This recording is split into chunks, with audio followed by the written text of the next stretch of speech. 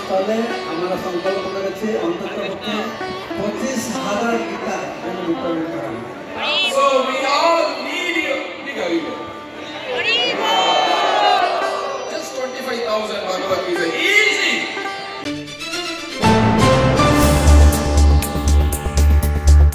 আজ গীতা জয়ন্তী। শ্রীধাম মায়াপুরে সাড়ম্বরে পালিত হল ইস্কনের গীতা জয়ন্তী উৎসব। গত 25শে নভেম্বর শুরু হয় এই উৎসব। 7 দিন ধরে চলে উৎসব।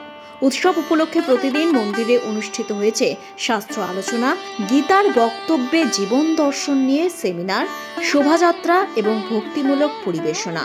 ভক্তদের হাতে গীতা তুলে দেওয়া থেকে শুরু করে প্রসাদ বিতরণ সবেতেই ছিল মানুষের ভিড়।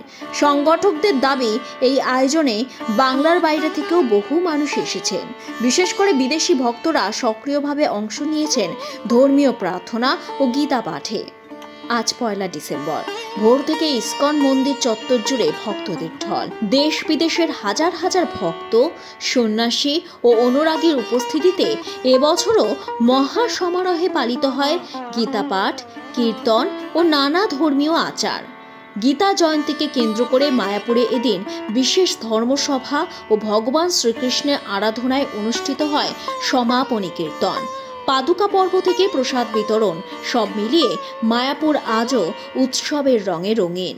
এদিন সন্ধ্যায় শেষ অনুষ্ঠানের মাধ্যমে উৎসবের পর্দা নামে।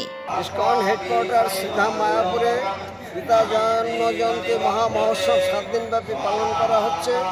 আজ তার অন্তিম দিন এবং এখানে দেশ বিদেশের 5,000 ভক্তবৃন্দ জাতি ধর্ম বর্ণ নির্বিশেষে এখানে সমবেত হয়ে সম্পূর্ণ গীতা পাঠ চলছে এবং শান্তিযজ্ঞ চলছে। গীতা আলোকে হৃদয় উদ্ভাসিত করার জন্য আমাদের এই অনুষ্ঠান এবং গীতার ভগবান শ্রীকৃষ্ণ কুরুক্ষেত্রের রণাঙ্গনে অমিত বলশালী অর্জুনকে, ধনুর্ধর অর্জুনকে যে জ্ঞানোপদেশ দান করেছিলেন তাই হচ্ছে গীতা।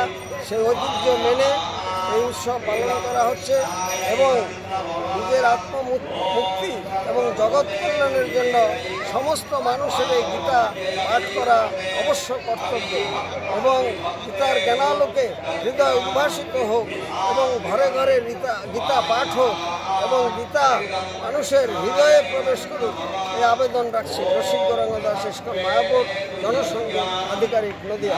ব্যুরো রিপোর্ট, লটারি সংবাদ।